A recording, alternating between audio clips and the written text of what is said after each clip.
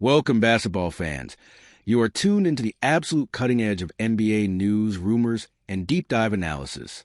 Today, we have a blockbuster episode that is going to shake the very foundations of the league, altering the landscape of the Eastern Conference and sending shockwaves from a nation's capital all the way down to South Beach and the Midwest. I am talking about two of the most dominant, franchise-altering big men of our generation, making headlines that no one, and I mean absolutely no one, saw coming just a few short months ago. We are breaking down a massive revelation out of Washington regarding Anthony Davis, a superstar who has just been granted a wish he has been loudly, publicly, and persistently questioning and demanding for nearly his entire professional career. And if that is not enough to get your basketball blood pumping, we are also pulling back the curtain on a deeply emotional, stunningly raw admission from a Greek freak himself, Giannis Antetokounmpo, who, after a monumental and highly controversial trade to the Miami Heat, is already openly discussing a return to the Milwaukee Bucks. Is it buyer's remorse? Is it a desperate plea to the city that raised him? We are going to unpack every single angle of these two explosive storylines. Let us set the stage first with what is happening in the District of Columbia.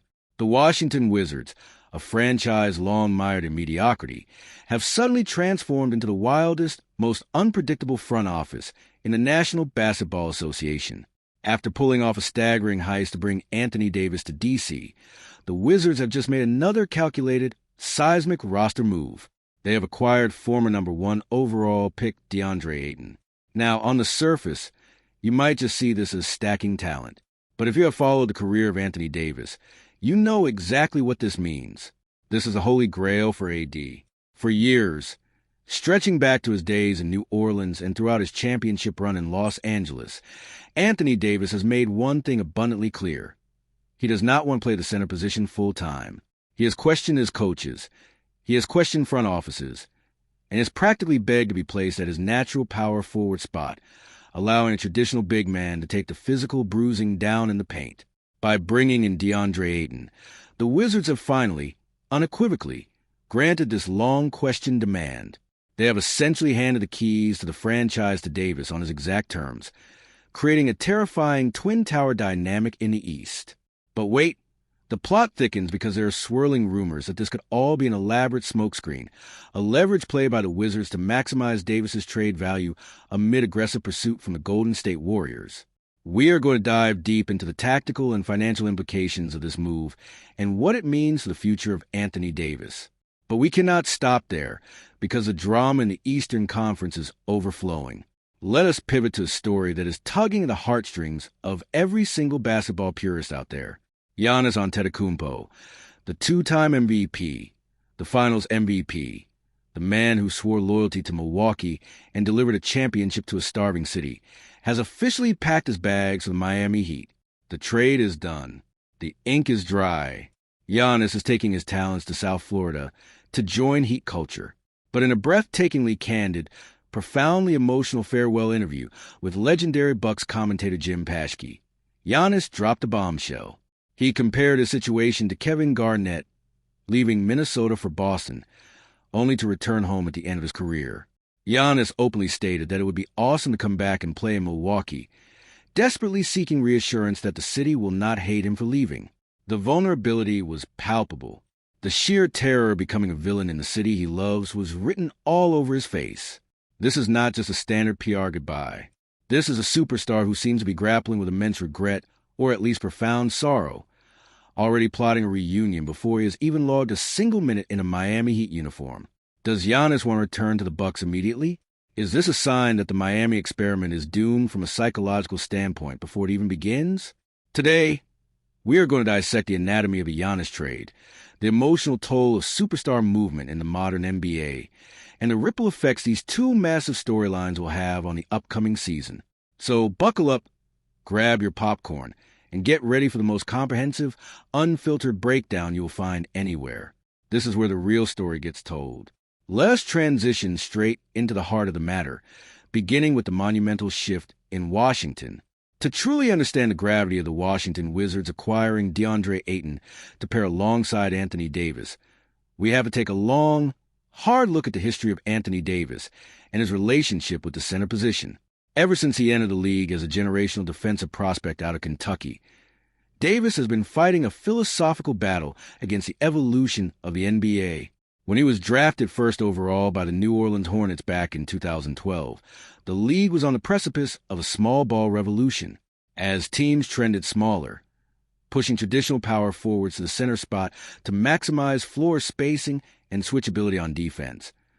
Davis found himself constantly thrust into the middle of the paint, and let us be brutally honest, he hated it. He has been vocal about the physical toll of banging against the heaviest, strongest men in the world night in and night out. If we look back at his time in New Orleans, the front office constantly tried to find him a bruiser. They brought in Omer Asik, which proved too clunky offensively. They traded for DeMarcus Cousins, creating a brief, beautiful, terrifying twin tower pairing that had the league shaking before a tragic Achilles injury ended the experiment. Davis has always argued, and rightfully so based on the tape, that playing the power forward position allows him to roam defensively as a terrifying free safety. When he is at the 4, he is not tethered to a 300-pound center in the post. He can play help defense, block shots from the weak side, jump into passing lanes, and avoid the grueling, bruising reality of boxing out traditional fives for 40 minutes a game. In Los Angeles, we saw glimpses of him getting his wish when they paired him with JaVale McGee or Dwight Howard during their 2020 Bubble Championship run. He was historically dominant in that setup. But inevitably, as the Lakers' roster deteriorated in subsequent years, push came to shove, and Davis was forced back to 5. It was a constant source of friction, a long-questioned dynamic that seemed to follow him everywhere, resulting in wear and tear, frustrating injuries, and constant debates about his durability. Enter the Washington Wizards. In a move that shocked the basketball world, they acquired Davis, and instead of forcing him into the same old positional box to fit a modern 5-out offense, they went out and got DeAndre Ayton. This is a masterstroke of roster construction tailored specifically to coddle and maximize their superstar investment. Ayton is a legitimate 7-footer, a former number 1 pick with the size, rebounding capability, and interior presence to absorb all the physical punishment that Davis desperately wants to avoid. By slotting Ayton at the center, the Wizards have effectively granted Davis his ultimate career wish. He can now operate purely at the 4. On offense, he can face up, attack off the dribble, shoot the mid-range jumper in isolation, and let Ayton set the heavy screens and roll to the rim. Defensively, he can completely destroy opposing game plans. Imagine trying to run a pick and roll against Washington now. You have Ayton dropping into the paint to protect the rim, and Anthony Davis lurking in the shadows, ready to obliterate any pass or shot that comes his way. The tactical advantage this gives Washington is immense. But in the modern NBA, nothing is ever simply as it appears on the surface. We have to peel back the layers of this front office strategy. While the Wizards are publicly posturing that they're building a long-term juggernaut around Davis and Ayton, murmurs across the league suggest a far more cynical, calculated motive. Anthony Davis is eligible for a massive 4-year, $275 million extension. Does a rebuilding franchise like Washington really want to commit $250 million to an aging superstar with a long history of injuries? Or is this pairing with Ayton a brilliant showcase? Think about the leverage play here. By putting Davis in his preferred position, where he is happiest and most effective, they guarantee his statistics will skyrocket and his injury risk might significantly decrease. This keeps his trade value at an absolute premium. The front office can publicly declare him untouchable, citing how happy he is finally playing the 4. And looming in the shadows are the Golden State Warriors, a team desperate to maximize the twilight of Stephen Curry's championship window. The Warriors have been aggressively hunting for a star, and the prospect of swapping expiring contracts, like Jimmy Butler's massive deal, and future draft capital for Anthony Davis is tantalizing. So, is the Ayton trade a genuine commitment to building around AD, or is it the ultimate fluffing of a trade asset? By granting his long-questioned wish, the Wizards have made Davis happy, which forces desperate teams like the Warriors to mortgage their entire future to pry him away. It is high-stakes poker being played by the Washington front office, and Anthony Davis is the ultimate blue chip. Whether he stays in D.C. to dominate alongside Ayton or is shipped to the Bay Area to chase another ring with Curry, Davis has finally won the positional war he has waged for over a decade. But while Anthony Davis is celebrating a tactical victory, Let us shift our focus to a superstar who is dealing with an emotional crisis of unprecedented proportions. Giannis Antetokounmpo leaving the Milwaukee Bucks is the kind of seismic event that defines an era. We have to take a moment to contextualize what Giannis meant to the city of Milwaukee. Drafted in 2013 as a skinny, unknown teenager from Athens, Greece, Giannis grew up in front of the Wisconsin fans. He emphatically rejected the super team trend when he signed his Supermax extension, choosing to stay loyal to a small market when everyone told him to leave. He carried the weight of a franchise on his broad shoulders, culminating in that legendary 50-point performance in Game 6 of the 2021 NBA Finals. He delivered a championship to a starving city, breaking a 50-year drought. He was Milwaukee. Milwaukee was him. And yet, the realities of NBA roster building, an aging supporting cast, and a relentless pursuit of winning eventually fractured that fairy tale marriage. The resulting blockbuster trade, sending the Greek Freak to the Miami Heat, has fundamentally altered the balance of power in the league. On paper, Giannis joining forces with Eric Spoelstra and Pat Riley is a terrifying prospect for the rest of the NBA. Heat culture is built on the exact kind of relentless work ethic, physical conditioning, and maniacal drive that defines Giannis as a competitor. It seems like a match made in basketball heaven. But basketball is not played on a spreadsheet. It is played by human beings with beating hearts, complex emotions, and deep-seated loyalties. And right now, the heart of Giannis Antetokounmpo seems incredibly heavy. In a sit-down interview with Jim Paschke, a voice completely synonymous with Bucks basketball, we witness a vulnerability that is incredibly rare for an athlete of his stature. Giannis did not sound like a man thrilled about a new chapter in South Beach. He did not sound like a mercenary ready to conquer the world in a new uniform. He sounded like a man terrified of the bridge he had just burned when he brought up Kevin Garnett returning to the Minnesota Timberwolves to a standing ovation at the end of his career. Giannis was not just sharing a fun basketball anecdote. He was projecting his deepest hopes. He was looking for validation. Garnett, much like Giannis, was drafted by a small market, carried them for years, eventually left to win a championship in Boston, but maintained such a deep connection to Minnesota that his return was a triumphant homecoming. Giannis essentially pleaded with Paschke, and by extension, the entire city of Milwaukee, asking if they would welcome him back one day, just like Minnesota welcomed Garnett. This brings us to the most provocative question in the NBA right now. Does Giannis want to return to Bucks immediately? While logistics of sudden reversal are impossible, the trade is done. The assets have changed hands. The psychological implications are absolutely staggering. When a superstar player forces a trade or agrees to a move, you typically see them embrace the new city immediately. You see the fresh jersey swaps, the grand press conferences, the declarations of a new championship pursuit. Instead, Giannis is looking in the rearview mirror, consumed by the fear of being perceived as a villain in the place he called home. He explicitly voiced concerns that the fans might not accept him back, that they might view him as an enemy. This is a level of emotional attachment that suggests the Miami Heat are not just acquiring a generational basketball talent. They are acquiring a player whose soul is still tethered to the frozen tundra of Wisconsin. Can you win a championship in Miami when your heart is still in Milwaukee? The pressure on the Heat organization is now astronomical. If they do not win immediately, if there is any friction in the locker room, if the grueling demands of Heat culture rub them the wrong way, the narrative will instantly pivot to Giannis being unhappy and missing home. And let us look at it from the Milwaukee Bucks perspective.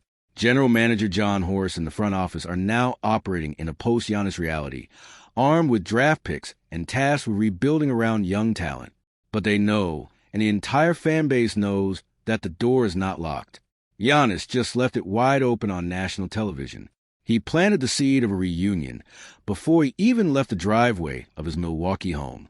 It fundamentally changes the dynamic of his departure. It softens the blow for Bucks fans, giving them a glimmer of hope to cling to the future, but it casts a massive, unavoidable shadow over his upcoming tenure with the Miami Heat. Every time Giannis struggles in Miami, every time the Heat lose a tough playoff series, the murmurs will start. The Garnett comparison will be brought up repeatedly.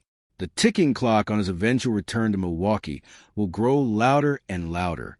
We are watching a superstar grapple with a modern era of player empowerment, Realizing that having the power to choose your destination does not make saying goodbye any less agonizing. As we take a step back and look at the broader landscape of the league, these two incredible storylines paint a fascinating picture of the modern NBA superstar experience. On one hand, we have Anthony Davis in Washington, a brilliant testament to the sheer leverage a premier talent holds in this league. Davis fought for years against the grain, absorbing the physical punishment of playing out of position, constantly advocating for a roster that suited his specific desires and protected his body. And finally, through a bizarre sequence of trades and front office maneuvering by the Wizards, he has achieved his tactical nirvana. The arrival of DeAndre Ayton is more than just a roster move. It is a total concession to a superstar's demands. It proves that if you are talented enough, and if you wait long enough, an organization will eventually bend completely to your will, either to build a customized team around you or to meticulously inflate your value for a historic trade package. Davis is now in the absolute driver's seat of his career, positioned perfectly at power forward, with the entire basketball world watching to see if this Twin Tower experiment launches the Wizards into relevance or serves as the ultimate audition tape for the Golden State Warriors. It is a brilliant, cold, calculating business move wrapped in the guise of basketball strategy. But on the complete opposite end of the spectrum, we have the raw, bleeding heart drama of Giannis Antetokounmpo. If Anthony Davis' situation represents the calculated business of basketball, Giannis represents the undeniable human element. We often forget that these larger-than-life athletes, these absolute titans of the hardwood, are subject to the same feelings of nostalgia, regret, and fear of rejection as anyone else. Giannis achieved the absolute pinnacle of the sport in Milwaukee. He forged an identity that was inseparable from the city and its working-class ethos. His departure to Miami Heat was supposed to be a ruthless pursuit of more championships, a cold calculation to maximize the remaining years of his athletic prime. Yet his final parting words revealed a man desperate for reassurance, already dreaming of the day he can put on a Bucks jersey again and hear the deafening roar of the Fiserv Forum crowd. It is a stark, poignant reminder that a basketball legacy is not just built on championship rings and MVP trophies. It is built on human connection. And Giannis has just admitted to the entire world that his connection to Milwaukee is something he cannot simply trade away, no matter what uniform he wears. So, where does this leave us as we march toward a wildly unpredictable season? We have an Eastern Conference that has been turned completely upside down. We have the Washington Wizards potentially deploying the most physically imposing, defensively terrifying front court in basketball, with Anthony Davis finally unleashed in his natural habitat alongside a true center. And we have the Miami Heat, armed with perhaps the most unstoppable, dominant physical force in the game, but a force who is already looking over his shoulder, wondering if he made the hardest mistake of his life by leaving the only NBA home he has ever known. The psychological warfare, the tactical adjustments, and the sheer human drama of these two situations will dictate the narrative of the NBA for months, if not years to come. Will Anthony Davis sign the Supermax extension in Washington, cementing his legacy in the nation's capital and proving his detractors wrong? Or is he destined to join Steph Curry in a final, glorious championship run in the Bay Area? Will Giannis find peace, acceptance, and ultimate championship glory in the rigid, demanding structure of Heat culture, or will the ghost of Milwaukee haunt his every step, pulling him inevitably back to the city that made him into a superstar? These are the burning questions that make this league the greatest reality television show on the planet. The games have not even started yet, and the tension is already suffocating. I want to hear from you, the fans. Jump into the comments right now and tell me exactly what you think. Did the Wizards make a genius, franchise-saving move by pairing AD with Ayton, or is it all an elaborate trap to fleece the Warriors in a blockbuster trade? And more importantly, do you think Giannis will actually win a ring in Miami, or is his heart too inextricably tied to Milwaukee for him to ever truly move on and embrace a new franchise? Sound off below, because your opinions and debates drive this channel. Make sure you hit that like button, subscribe, and turn on all notifications so you never miss a single moment of the most in-depth, comprehensive basketball analysis on the internet. We will be tracking every rumor, breaking down every trade, and analyzing every quote as this unbelievable offseason continues to unfold before our eyes. Until next time, keep your eyes on the court because the drama is just getting started.